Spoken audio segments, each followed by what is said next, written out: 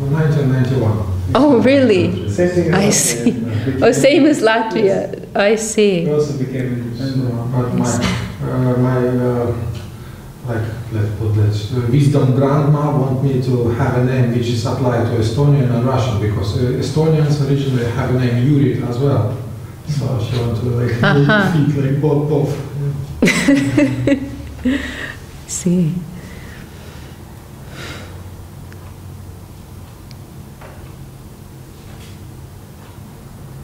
And have you been through Bhagavad-gita before?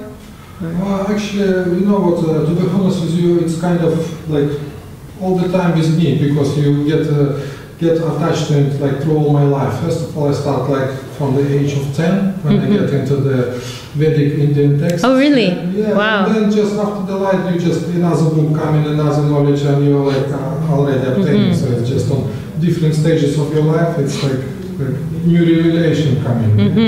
Oh, I'm so happy I finally came here. We're so happy you could come.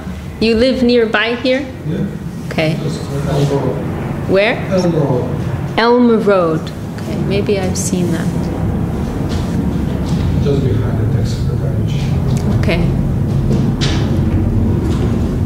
This is Mahamansha Prabhu. Yes. Oh, you met already. Okay. He lived in India for many years at our temple.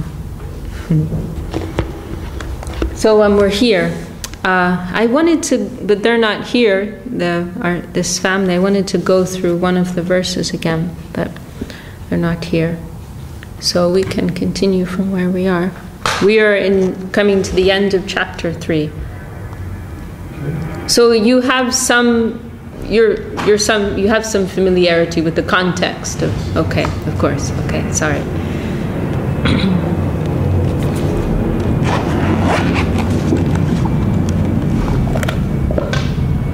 So the way that we've been doing it is we have a record. We're going to be looking here. Okay. I mean, you can have the book as well, but it's a bit easier. Yeah. The way we've been doing it is hearing our Gurudev chanting the verses. One, because he can pronounce them perfectly, and two, because he has real spiritual potency in his vibration of these verses. So we're hearing him chant, and then we're repeating together, and then we're going through the English translation. So let's see where we are. We go to chapter 3.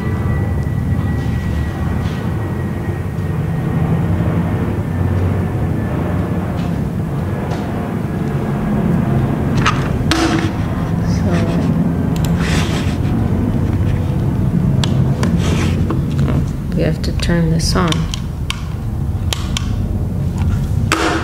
Okay, now it's going to work. Mohammed, would you mind scrolling down to the end of chapter 3? Alright. To set up this thing.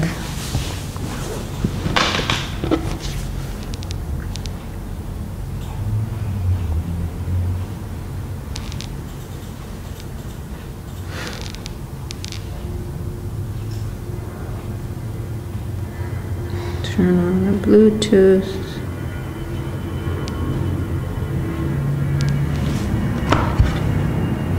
Many of our members, they just went for a field trip, you could say, to Spain. They just left this afternoon. They'll be back next week.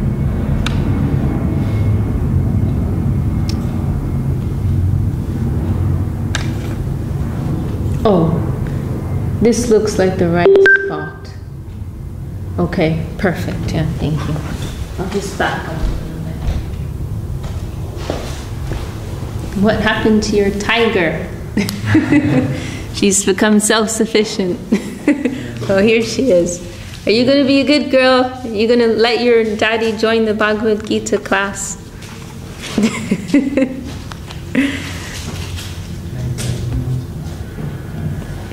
Now your daddy is going to spoil you because your mommy's not here.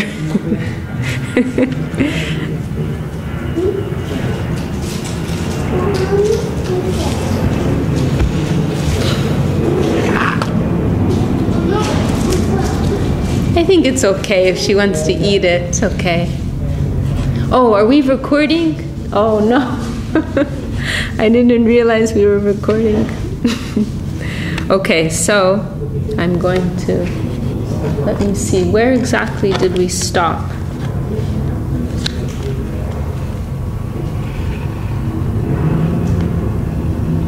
Verse 39.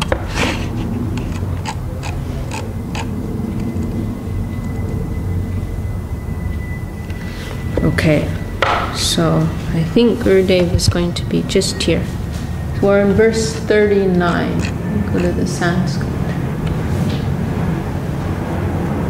Tattavittu mahabahu guna karma vibhagayo guna guneshu vartanta iti matta nasajjate prakritir guna sangamulaha sajjante guna karavasu Tana Krishna vidu mandan Krishna vidna vichalayet Mai sadavani karmani Sangana shathatma chetasa Nirasir nirmamo bhutta Juddhasya vigata jvara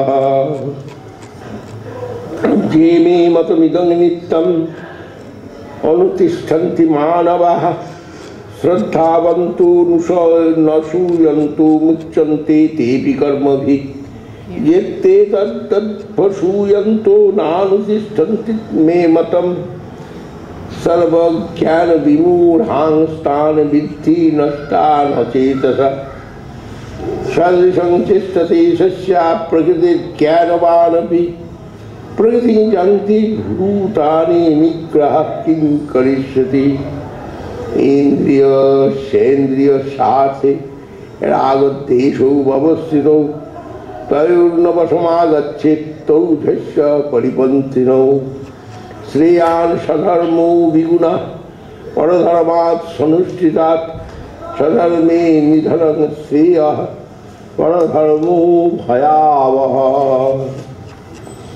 Sriya Chunubhata, Adhakenang Prayuktuyam, Papancarasi Purusha Anichanna Vivarsneya Baladivaniojita Sri Bhagavan Vach Kamaisa Krodhaisa Rajoguna Samudbhava Mahasano Mahapapana Vidhena Mihavairanam Dhrumena Vriyate Vanhirjathadarso Malena Cha Jathullena Britu Garvastatathini Dhamavritam Avritam Jnanamitena Jnanino Nittavairina Kamurupena Kaunteya Dushpurena Nalena Cha. Okay, so we're on 39, so we'll chant this verse together. Avritam Jnanametena Jnanino Nityavairina Kamarupena Kaunteya Dushpurena Nalena Cha. Okay. Want to read the translation? 39. Knowledge is covered by desire, the constant enemy of the wise. It burns like an insatiable fire, never satisfied by offerings of butter. So this chapter, of course, it's Karma Yoga. And so, of course, the fundamental concept of Karma Yoga or Nishkam Karma Yoga is that we will selflessly perform our duty without becoming expectant or entangled with the results of our activity, our duty. Our necessity is to do our duty. What happens after that, that is not our business. So then in these verses in this chapter, Krishna is kind of like deconstructing this attachment that we have within ourselves, this attachment. Like one of the verses we discussed earlier, Krishna's like breaking down this idea that we have that the results of our actions, they belong to us. I did this and I deserve this result. I did that and I deserve that result, and so on and so forth. And so one of the points that Krishna makes is that actually we are not the doer. You know, whatever action takes place within this world is dependent on the forces, the energies of material nature. The only thing that we can actually do is desire, is to will to do something. And whether or not it actually takes place is not actually up to us. Therefore, how can we think that we are entitled to the results of that? And so then just before this, Krishna asked Arjuna, like, why is it that we do sinful things sometimes without, like, against our will? It's like we're being compelled to do things that we don't want to do. And Krishna is saying it is calm, it is lust. And he explains how this lust can manifest in different ways, in the mode of passion, ignorance, goodness. And now here he's saying how this lust, it's very dangerous for us because it just totally deludes us. What spiritual knowledge we have, it can just become totally covered over by this lust. And there are so many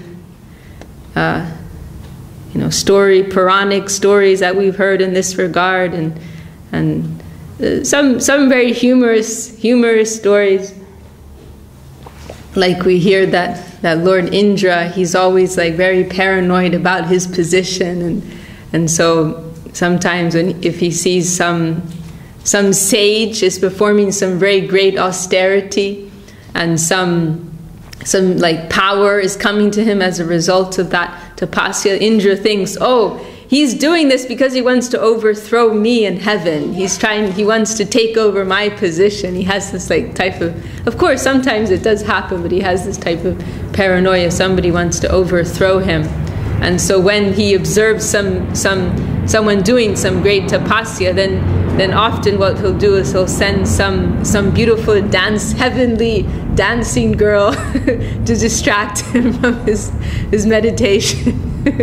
and we hear of these great elevated sages, so like heavy in their meditation and their knowledge, and some spark of lust comes to them, everything is forgotten.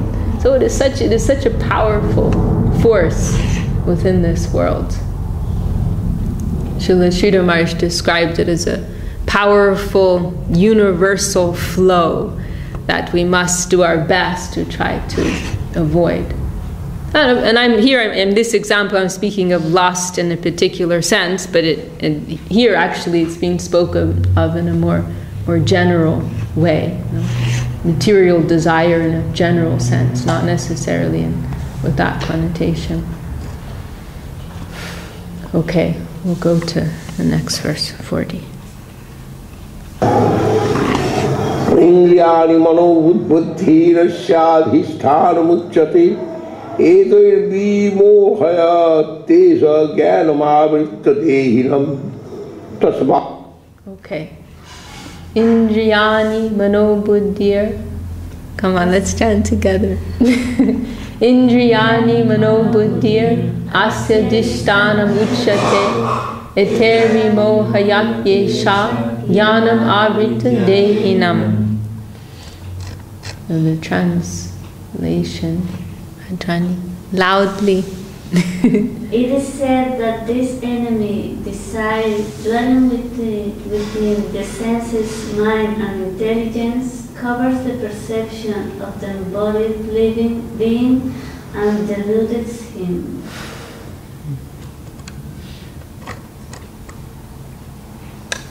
Okay. Tamindriyanyado niyamma bharatarsava papnanang prajahi chedam jnana vijnananasanam. Tasmat tvam indriyanyado niyamya bharatarsava papmanam prajahihenam jnana vijnananasanam.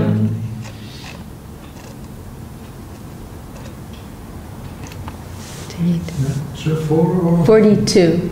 Oh no, sorry, 41.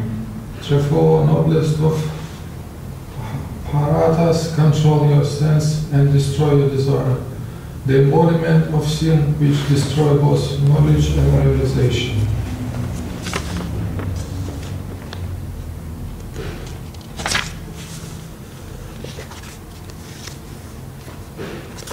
Sorry, I just wanted to check something.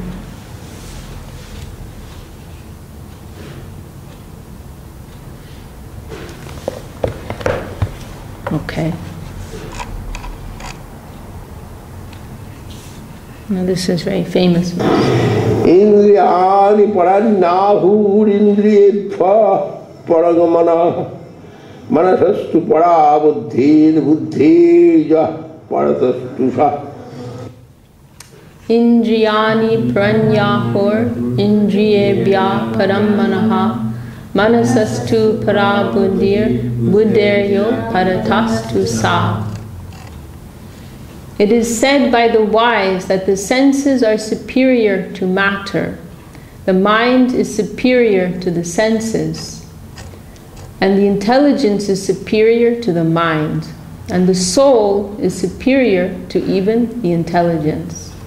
So here again we see Krishna, he's like deconstructing things, helping us to try to find the truth of things. So, what is the purpose? What is the goal? To try to find the soul within us. And so, here Krishna, he's showing these different, distinct, separate aspects of ourselves. Because normally we're just identifying with whatever goes through our head, whatever feeling, whatever emotion, whatever sensation, whatever idea, desire comes, we're just identifying with that. We're thinking, that's who I am. But Krishna is showing us here, actually there's so many different layers to our existence, and we need to try to understand what is coming from where, so we can distinguish what is coming from our outer self, our acquired material temporary self, and what is coming from that inner self, that eternal aspect of ourself. And we've heard Srila Sridhar Maharaj, our Param Gurudev, speak very, very nicely in discussion of this verse.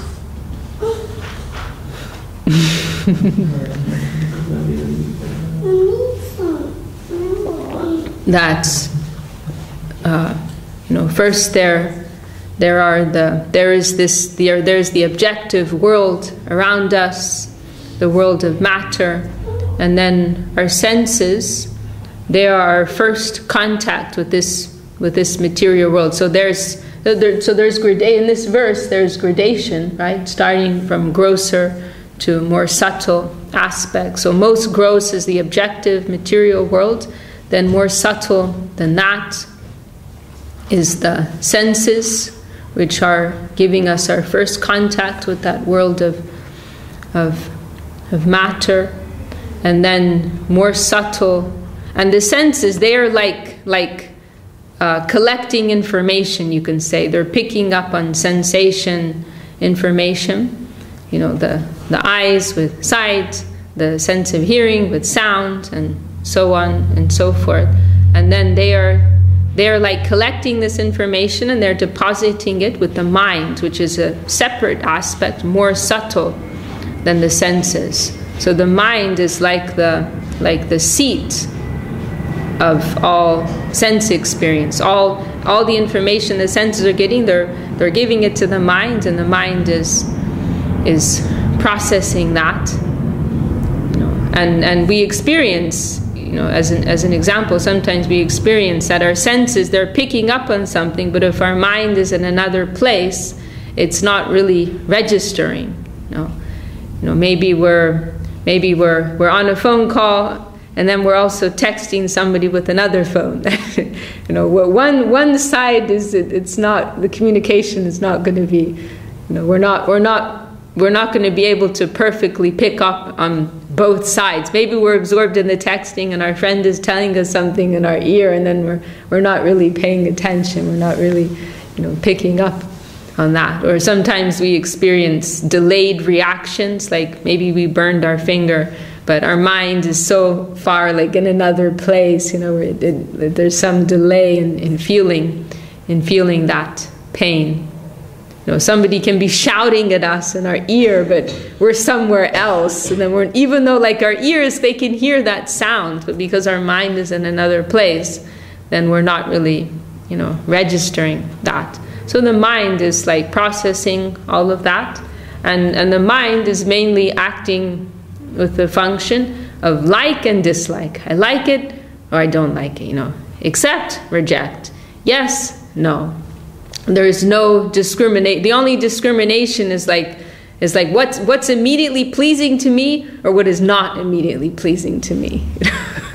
And so we see persons who are very much, their mind is very dominant. Their lives are, they're in trouble. They can have some serious health issue. Maybe they're like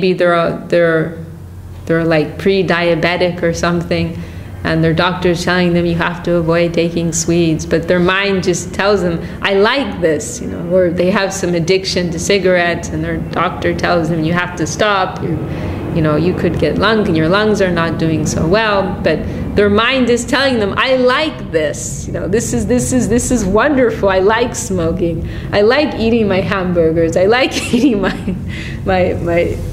chocolate cake and ice cream and so on and so forth. And I can't analyze this too much. I just know that I like this taste right now. I can't think past that. So the mind can really put us in if we allow it to, exert too much control and dominance, it can really put us into trouble. We see with children, they're a very good example.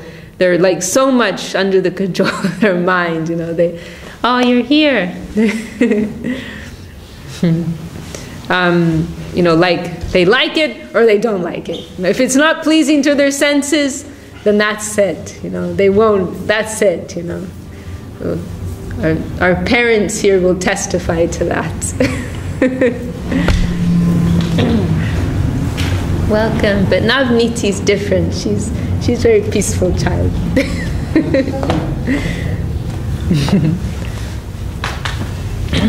But if you need to give them some bitter tasting medicine, they won't take it. You can't like rationalize with them, this is good for you, just ignore the bad taste, understand how it's going to help you get better. No, this tastes bad, I'm not going to take it. Because their mind is telling them, I want a sweet taste, I don't want a bitter taste. So like you're not going to be able to get much past that. You have to give them a sugar-coated pill, and then they'll take it. So then that's where the intelligence, more finer layer comes in. The intelligence is that element which is discriminating within us. The mind is saying, I want to eat this chocolate cake. This chocolate cake tastes very, very good. But then our intelligence is discriminating, saying, well, hang on a second. My doctor told me my cholesterol is not doing very well, so I need to go a little easy on this. Maybe better I have some extra salad instead. Our intelligence is that, it is giving us that power of discrimination. So this is very, this distinction that Krishna is making here, it's very, very helpful. And then these like different impulses and desires and things that go rushing through our head, we're able to like make some distinction. And then actually in this verse in Gita, Krishna is missing out the ahankar that we find in other outlines. But there is also finer than the intelligence is the ahankar, which means the sense of ego, which means the sense of identity that we have. It is the most subtle aspect of our material existence, and it's that which is causing us to identify with ourselves as material beings in this world. That I'm a woman, or I'm a man, or I'm Indian, or I'm American, or I'm Mexican, or Venezuelan, or Russian, or and so on and so forth. Or I'm rich, I'm poor, I'm intelligent. It is that ahankar, that layer of ego, which is causing us to identify with all of these things. But then the most subtle is the soul. Buddhirya paratastu sa. The soul within us. That is the highest aspect. And in Srimad Bhagavatam, there's one very nice example given of the soul as like a moon that is covered by clouds at night. That if we're looking at the sky on a cloudy night, then we won't see the moon. And a foolish person will say, no, there's no moon, there's only clouds in the sky, there's no moon in the sky. But the more intelligent person will say, no, actually the moon is behind the clouds. It is only by the light of the moon that we're able to see those clouds in the first place. And so in the same way, the soul is compared to that moon. It is the presence of the soul in the background which is allowing all of these functions of the ego, the intelligence, the mind, the senses. It is that light of the soul that is illuminating and activating and allowing all of these functions to go on. But at the same time, those outer layers, they're covering the soul. So you're not able to perceive it. And we're thinking, oh, it doesn't exist. I don't see it. I can't touch it. But it's actually the thing which is allowing you all of these other functions to take place. The Srila Sridhar Maharshi expresses in one place, the connecting layers, they're so close that you can't distinguish, you cannot see it. It's like your glasses, you can't see your glasses, they're so close. If you put your finger too close in front of your eye, you put anything too close, you can't see it. You put your glasses on your head, where are my glasses? Where are my glasses? They're right there. But it's so close, you can't see it. So it is like that, these material layers and that spiritual aspect, they're like this, right next to each other. So the distinction is not clear, and everything's just like a jumble within us. And so it's very helpful, this Krishna is giving us, this chance for reflection to look within. Actually, if we just sit quietly for a few moments, we'll perceive something. We just be still. This is what this whole mindfulness thing is about, right? Just be still for a few moments, and you'll see there's something else going on. Turn off your phone, close Facebook and WhatsApp and everything. Just sit for a few minutes.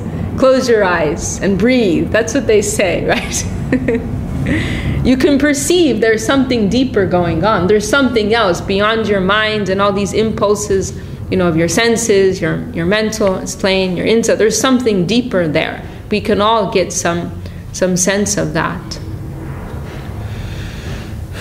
And so our practice is trying to give ourselves, the practice of, this is Bhakti Yoga, trying to give, to connect in a positive way with the higher plane. And through that, purification will start to take place in a very natural way. And as the more that purification starts to take place, the more we will begin to feel whoa, all this stuff is going on, and it's not me. It's almost you start to feel like you're living inside of a cage. My body is telling me this, my senses are telling me this, my mind wants that and this and that. But I'm realizing that's not really who I am. Why is this thought going through my head? Why is this desire floating around? I don't identify with that. It doesn't mean anything to me. So through our sadhana, through our spiritual practice, these layers, they'll start to become more clear, and we'll start to perceive more and more. There's something else inside of me. There's another person inside of me that does not depend on anything of this world.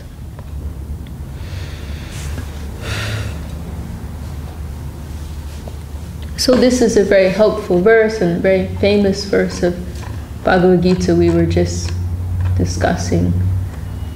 Indriyani pranya hor indriyebhya param manaha manasastu para buddhirya paratastu sa.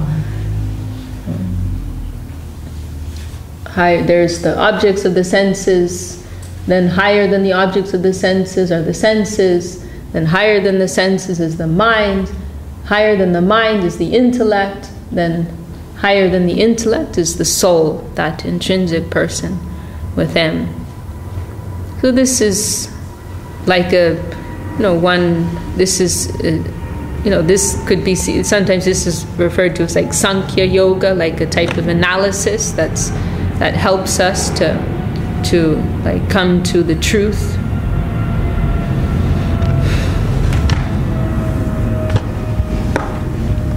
Okay, so Mahamantra, you look so tired. You can go and rest if you want. You're okay? He's always so busy juggling many things. Okay, so we're going to go through the very last verse of Bhagavad-gita. Sorry, I'm also a little tired because I didn't sleep very well. My brain is not working. The last verse of chapter 3 of Bhagavad-gita. Evam buddhe parang buddhya samstubhyaatmanamatmana jahi satyam mahabahu kamarupang durasadam iti Sri Mahabharata Shastrasyang Samhitayang Vaiyāsikang Bhishma Parvati Srimad Bhagavad-gita Supanishatsu Brahma Vidyayang Yoga Shastre Sri Krishna Arjuna Sangapadi Karma Yoga Nama Tritiya. Okay, so we're going to chant 43 together. Can everyone see? Can you can't see, Naya. You can sit over here. Yeah, I can see. You can see? Yeah. Don't be afraid. Radharani is very nice, I promise. She's an angel, actually. Okay, we're going to chant together. Evam buddhe param buddva samstavyatmanam atmana jahi satram mahabaho kamarupam dura sadam.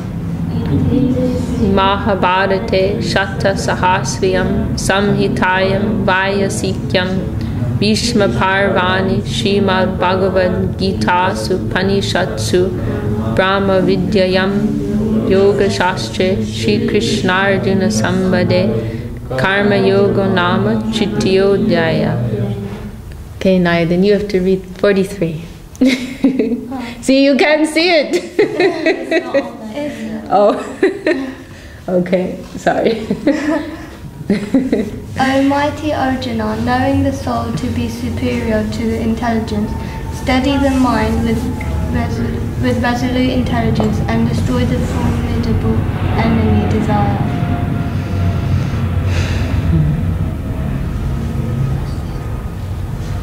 Okay. So this type of spiritual consciousness, knowledge, analysis, this is what we call sambandha gyan, like understanding what is what, like how things really work, what is the real nature of things. And so this type of knowledge is very, very helpful when we face certain situations, maybe different impulses or desires come to us which we know are not helpful to us. We can steady ourselves with this type of spiritual knowledge. Isn't it any impulse is a manifestation into the matter? It's true, actually. Yes. Yes, I agree with that. Subtle matter. Yes. That sounds right to me.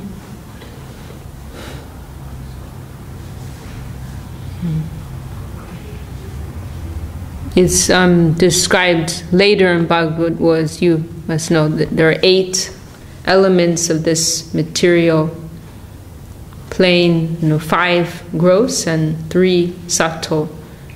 The gross being earth, water, fire, air, ether, and the subtle being the false ego, the ahankar, and the intelligence, intellect, and the mind, the mental plane. So many things actually people think of as being spiritual because they're subtle. But we, according to the knowledge of Gita and the Vedas, we understand just to be a subtle manifestation of matter.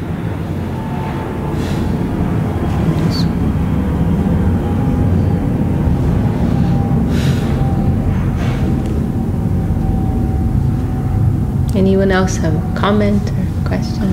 I'll ask one question.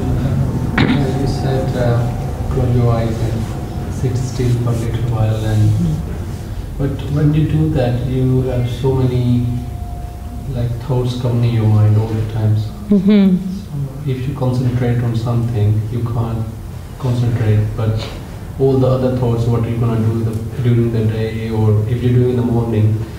So if I'm going to do my job, all the things it will come in my mind, but I have to do it my work, or I have to arrange this or that. So how to come not to think about that, or how to get rid of these thoughts when you close your eyes? Well, that's why meditation is not the dharma for this age, because it's practically impossible. Kirtan is the prescribed dharma for this age. Actually, we can't do proper meditation, I was just mentioning as an example, different persons, they do that, but I'm not necessarily advocating that. I mean, if somebody does it and they find it helpful, then I think that's wonderful. But in general, we're not really able to do it properly, because this is Kali Yuga. This is the nature of this age, where we're not able to put this kind of mental focus, give that type of concentration. So that's exactly why the practice of kirtan is what has been prescribed. It's so simple and exciting. Chant the Lord's names. And when we're chanting the names, we focus on that. Yes. So when we're doing full energy and full mind and everything was on that moment. Yes. And also engaging in some positive activity, some expression of giving, not that we have to negate things, but rather properly engage. And so that's why our whole practice, it's centered around the culture of service, dedication, giving. We do a little meditation, or when we chant our Gayatri mantra, for those of us who have received second initiation, then we spend a few minutes a day, 2 or 3 times a day, morning, evening, and noontime if we can. We'll 5 or 10 minutes we'll spend doing that, But mainly our focus is on positive engagement. Use your senses in doing something positive, not to negate them, because it's very difficult to do in this age, because our senses, our mind, they're very powerful, they're very strong. In previous ages, person's intellect was much stronger, but here the senses is very strong in this age, the senses and the mental system. So it's difficult to withdraw, It's very difficult. Sometimes we may get some touches of that. We may get some touches of that. So you should keep doing that even thoughts comes in your mind. I would say keep chanting. That's what I would say. Keep chanting. Yeah. And we do japa also, but that can be done with beads or without beads. We do. Okay, or you also do japa. Okay, so that is also a form of meditation. It's like a type of dynamic meditation, a positive meditation.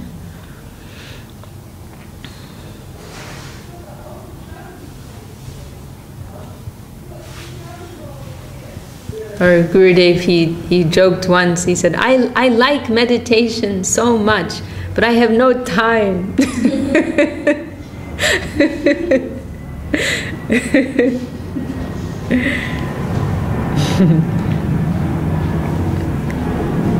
I mean, like for persons of a higher level of spiritual, higher spiritual caliber, they can do that, Like our Guru Varga, I believe they did some in their own. They had their own meditation. Our Gurudev, he mentioned how like in meditation one will experience the world will leave them. You'll leave the world.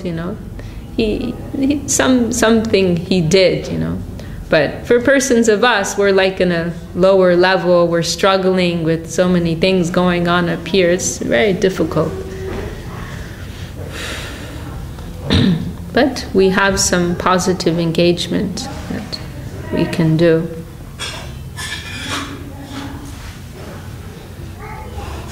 Well, I was thinking, I was actually thinking to go through, maybe we can still do that.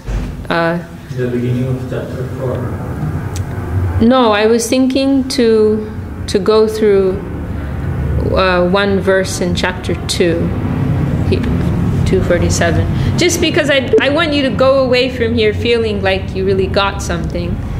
So I was thinking maybe we could try to learn one verse, because we've been discussing karma yoga, so we could try to learn one of the main verses which are describing karma yoga. So I want to go to 247. This is one of the, this verse, this very famous verse of Bhagavad-gita. Did you watch those Mahabharats from the 80s? It's there, that Karamanye Vadikadaste Mafaleshu Karachana. That verse, that verse? Maybe my pronunciation is not good. Maybe Yada Yada Hi Dharmasya is the most famous. That one everyone knows. Yada Yada Hi Dharmasya. These are these really cool, the serial that they did in the 80s, like almost 100 episodes. And they have this really awesome intro. And they have lots of paintings from ISKCON that they've used. It's quite nice, and they have this really really cool music and very grand, Yada Yada Hi Dharmasya Glenir Bhavati Bharata. It's very powerful. like when you're on the edge of your seat. In the beginning of at the beginning, yeah. But then this one is also mentioned there, because it's the main verse for karma yoga. I just have to go. So I was thinking we could try to learn that verse.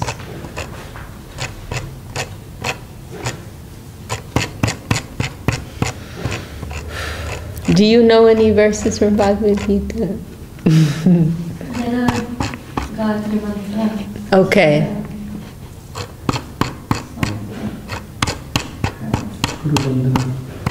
Okay, nice. Here we are, 247. 247. Familiar? Or no, not so much. Okay. Will we sing it? Yeah, or maybe we can first read the translation. So this is the essence of karma yoga. Very difficult, very difficult. Do you know some verses from Bhagavad-gita? I've been reading Bhagavad-gita, but not in chanting it, because it's not in Indian. Yeah, not in Sanskrit. Okay. Sanskrit, yeah. The English or the Russian. Yeah, okay. I was reading English version. Okay. It's nice to also read the original Sanskrit, because they have that original vibration, spiritual vibration. So your right is to your work, never to the fruits. Be neither motivated by the fruit of action, nor inclined to give up action. So the only thing that belongs to you is your duty. That is yours, to do your duty. But the results of that doesn't belong to you. So don't be motivated by the results of your action. Don't do something calculating whether the result will be good for you or not. Don't act like that. Like nowadays, people are always criticizing politicians, that they're not making decisions based on the real welfare of the people, but they're making decisions based on what is good for them, right? So we all have this problem to some degree or another, not just the politicians.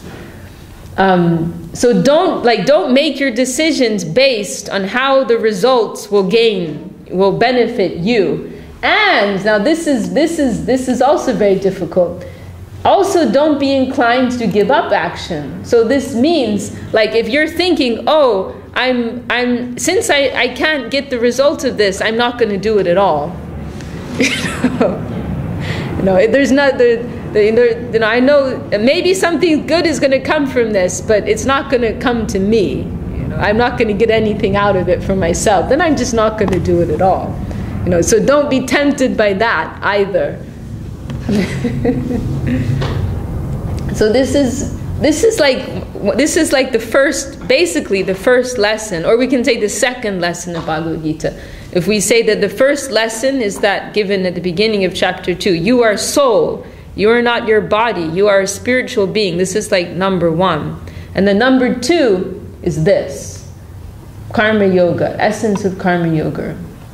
Do your duty, don't expect the result. And don't not do your duty because you're not going to get the result. So, karmanye vadikadaste. Maybe, because I'd like to learn this. Maybe we can go phrase by phrase. Maybe I'll say and then everybody repeats. You already know this verse. Really? Oh. Karmenye vadikadaste.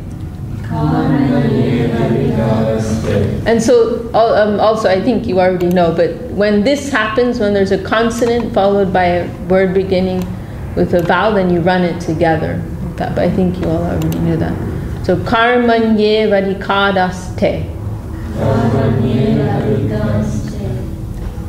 So this means your adhikar. Adhikar means like your right or your qualification. You are qualified for your karma, your duty, your prescribed duty.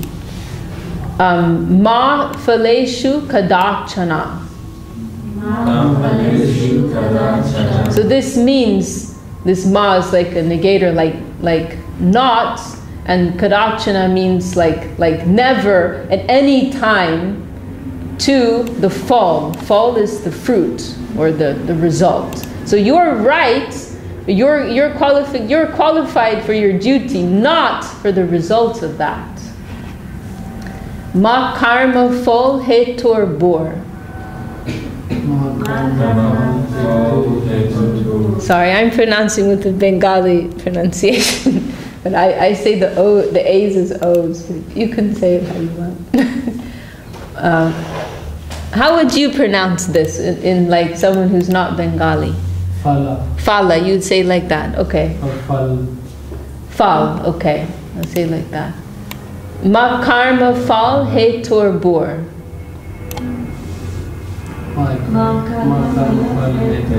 So don't be motivated. Hetu means like cause, so like your motivation. Your motivation should never be for the karma fall. You're right, the karma fall, the results of your action. So you can do, you're entitled to the action, but not to the fall, to the fall. I'm just going to say it Bengali. To the results of that. Mate sango stvakarmani. And don't be inclined to akarma, to do no karma, to do no action, no duty at all. In other words, because, in parentheses, because you're not going to get the result of that. So karmanye vadikadaste. Ma phaleshu kadachana. Ma karma phal hetur bor. Ma te sango svakarmani.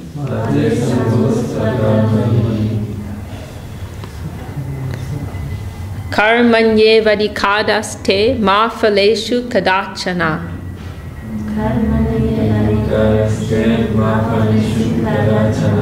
Karmanye vadikadaste ma phaleshu kadachana.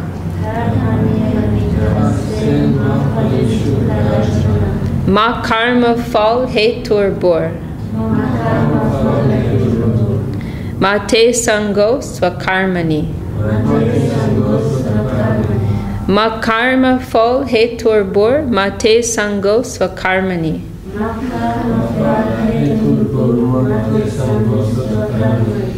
Okay, so I'm going to give homework this week. Everyone has to learn for next week.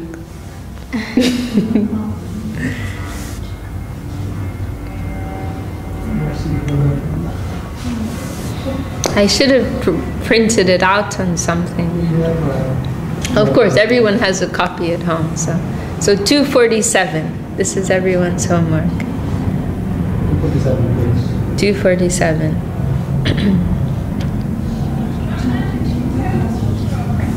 So this is the essence of karma yoga. And then when we learn that, then we'll move on to the next chapter, next topic, jnana yoga, the path of knowledge. So the path of action, and now we're moving to the path of knowledge. Aha. Do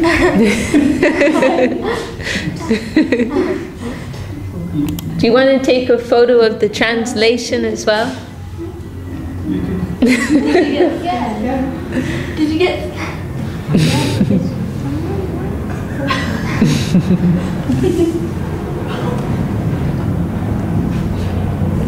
Okay. Well, we can maybe end with some kirtan. Any last comments or anything, or question or anything?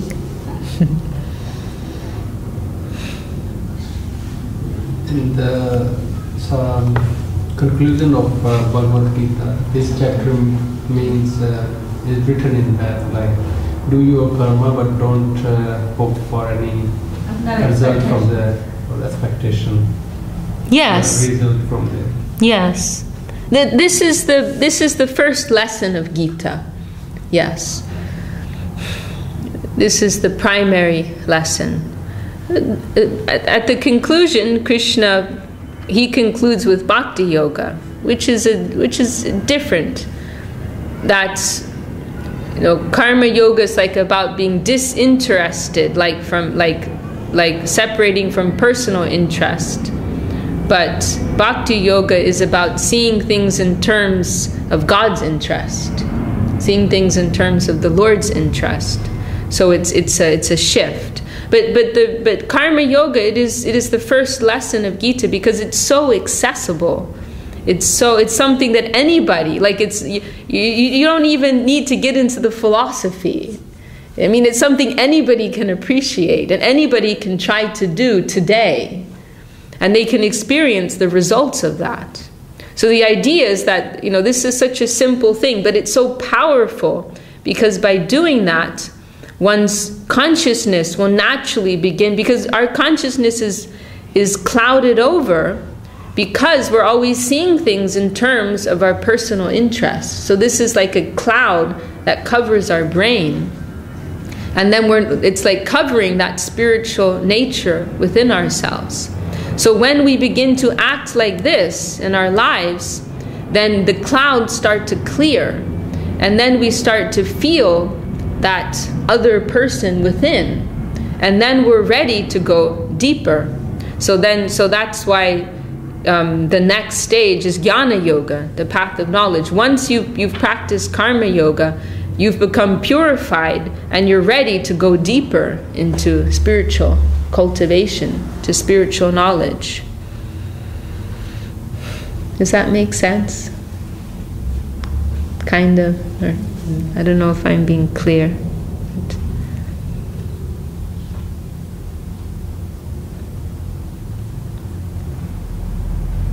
But this principle of karma yoga, it's like, you could say it's based on a type of detachment, like detaching ourselves from the results.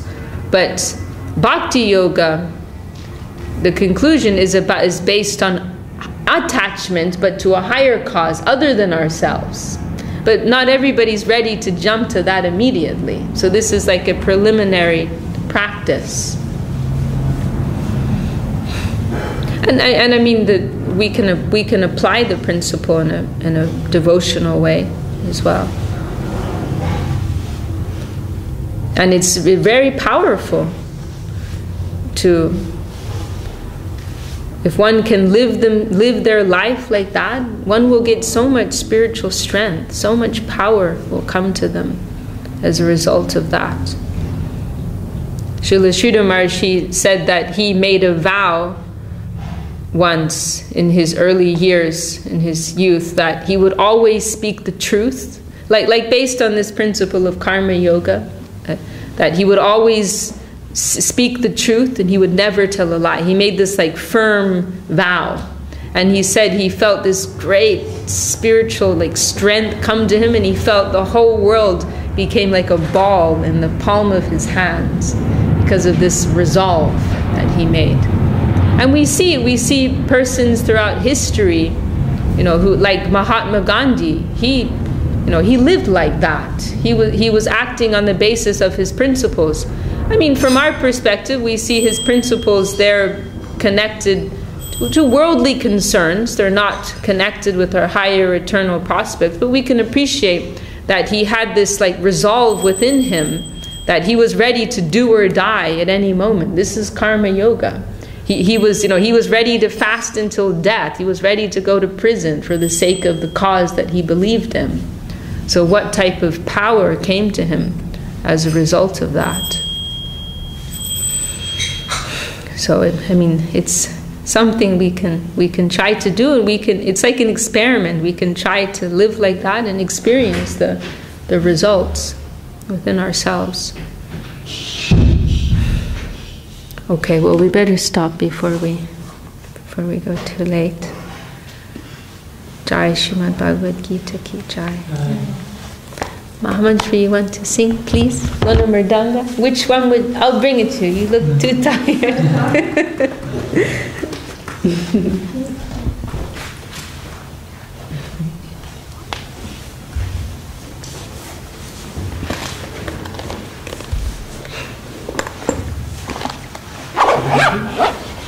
So we usually sing Mahamantra. And if anyone doesn't know the Mahamantra, Tia Panchatattva Mahamantra. Are you familiar with the Mahamantra? What's that? I got the djembe at home. You have what, sorry? Djembe. No, this mantra. Oh, mantra, of course. Okay. Yeah. You're quite familiar with everything. So we used, before the Hare Krishna Mahamantra, we used to sing this Panchatattva mantra, that is the 5 energies which Mahaprabhu is coming to distribute this Mahamantra. Jaya Shri Krishna Chaitanya Prabhu Nityananda. Jaya Shri Krishna Chaitanya Prabhu Nityananda.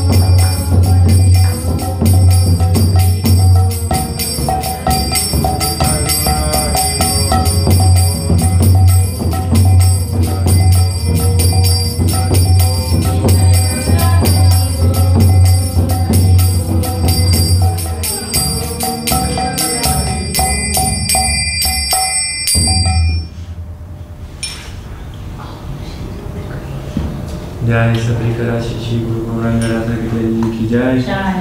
Jai Shri Gurudev Ki Jai. Jai Srimad Bhagavad-gita Ki Jai. Jai Shri Vishakha Ki Jai. Yoga Assembled Devotees Ki Jai. Harinam Sankirtan Ki Jai. Nitai Gaur Premanandi.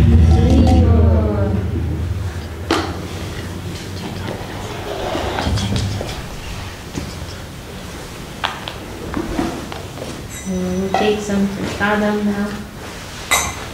You were here last night as well. I saw now. I wanted to come. I had lots of phones.